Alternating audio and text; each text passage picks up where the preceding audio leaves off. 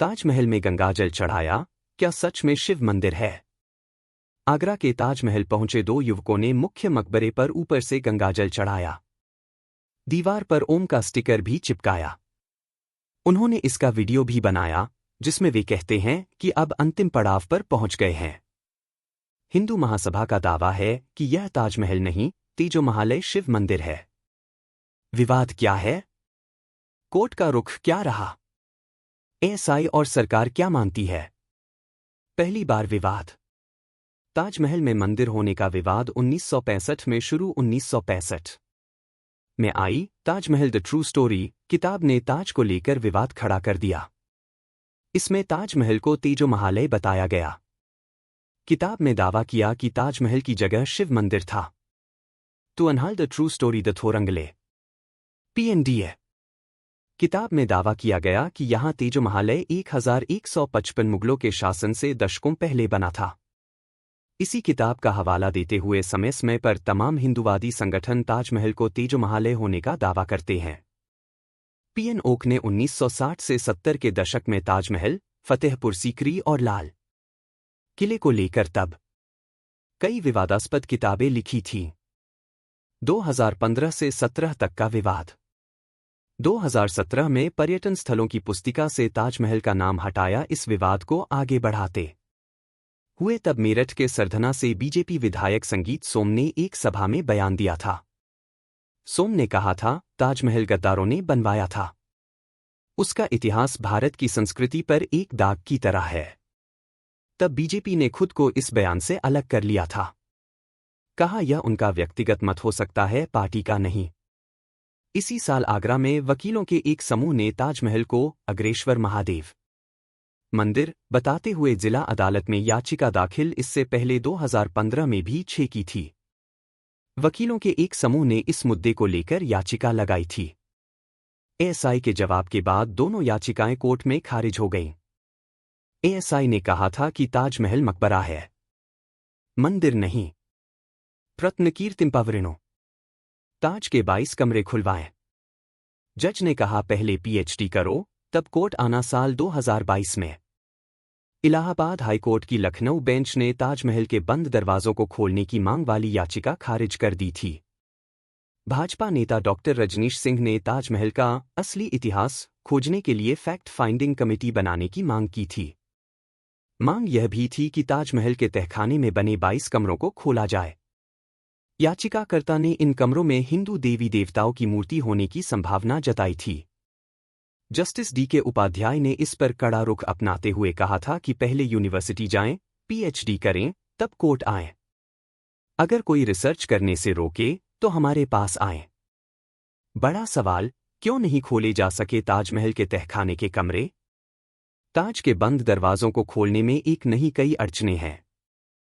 पहली, world heritage का दर्जा रखने वाली इमारत से छेड़छाड़ के लिए करोड़ों रुपए और हाई लेवल एक्सपर्ट्स की कई टीमें चाहिए होंगी। दूसरी वजह यह भी है कि ताजमहल वर्ल्ड हेरिटेज मॉन्यूमेंट है, इसलिए यूनेस्को भी इस मामले में दखल देगा। Central studies and heritage management resources, peace research institute Ahmedabad में ऑनरेरी डायरेक्टर देबाशीष नायक कहते हैं, ताजमहल वर्ल्ड हेरिटेज है, ऐसे में उसके ढांचे से छेड़छाड़ करने के लिए यूनेस्को से डिस्कस करना पड़ेगा, लॉजिक देना पड़ेगा। उसके बाद ही आप दरवाजे खोल सकते हैं। जयपुर के राज परिवार की सदस्य दिया कुमारी ने कहा था, ताजमहल की जमीन हमारे पुरखों की। साल 2022 में ही ताजमहल को लेकर एक और विवाद सामने आया था।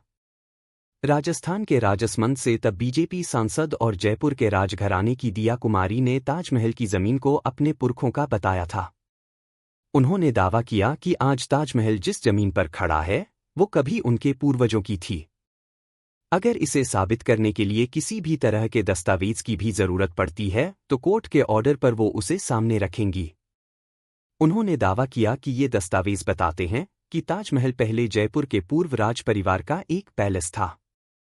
इस पर शाहजहां ने कब्जा कर लिया। उनका कहना था कि तब मुगलों की सत्ता थी, इसलिए इसका विरोध नहीं कर सके।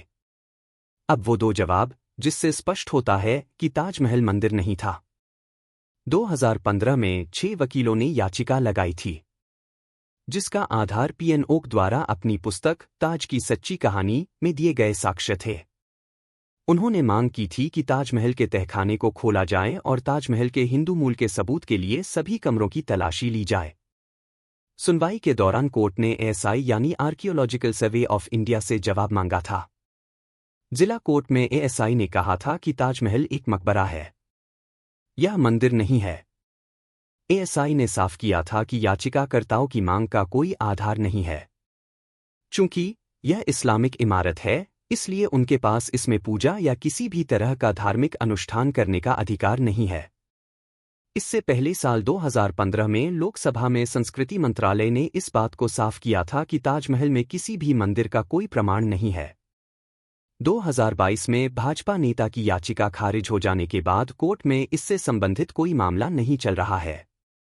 अब कहानी ताजमहल के बनने की। मुगल शासक शाहजहां की पत्नी मुमताज बहुत कमजोर हो गई थी। 14वें बच्चे को जन्म देने से पहले मुमताज ने बादशाह से एक नहीं बल्कि 2 वादे लिए।